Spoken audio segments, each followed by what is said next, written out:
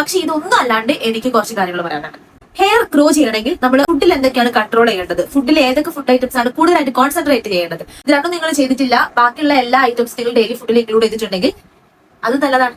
നല്ല കട്ടിയുള്ള ഉള്ളുള്ള കറുത്ത നല്ല സ്ട്രോങ് ആയിട്ടുള്ള ഹെയർ ഒക്കെ അല്ലേ നമ്മൾ എക്സ്പെക്ട് ചെയ്യുന്നത്. അതിന് വേണ്ടിയിട്ട് പുറമെ ഒരു സലൂണിനെയോ അല്ലെങ്കിൽ വേറെ ആരുടെയും ഹെൽപ്പ് ഇല്ലാണ്ട് നമുക്ക് തന്നെ നമ്മുടെ മുടി എന്ത് ചെയ്യാം, സെറ്റ് ആക്കി എടുക്കാൻ വേണ്ടി പറ്റും.